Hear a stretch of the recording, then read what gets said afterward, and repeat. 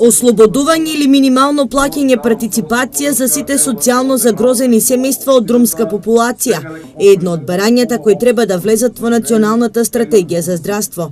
Голем дел од ромите, поради немање на здравствено осигурување, не можат да си обезбедат потребната терапија.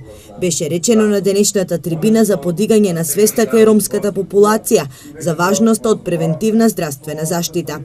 Се соочуваме со многу проблеми во однос на полето на здравството, каде што најголемиот дел од граѓаните, бидејќи доаѓаат со ниска социоекономска состојба, сметаме дека не можат да ги остварат пред се и да посетат доктор, сепак не се во можност да ги обезбедат пред се потребната терапија и да можат тие адекватно да се лекуваат. Одовде апелираме во однос на овие превентивни мерки кои што можат да се направат, пред се да се намали она партиципација, односно плаќањето на партиципација доколку имаат потреба од болничко лекување за овие социјално ранливи категории. Голем дел од ромите немаат свој матичен лекар, а поради нивната неинформираност не може да си ги остварат своите основни права, покажуваат досегашните истражувања. На самата заедница ќе им ги приближиме представниците на институциите кои што можеби кога тие ќе им се обратат на шалтер наидуваат на одредени бариери и поради тоа не ги знаат своите права, така што овие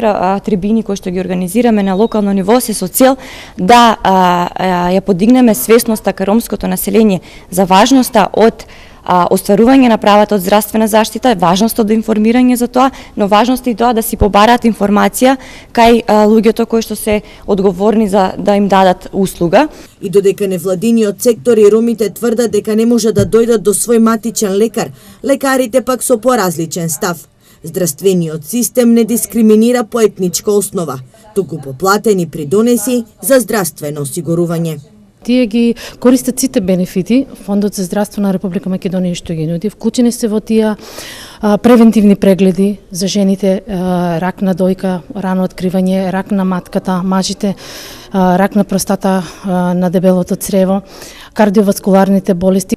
Во наредниот период, покрај подигање на свеста за важност од превентивна здравствена заштита, ќе се работи на зголемување на бројот на вакцинирани деца.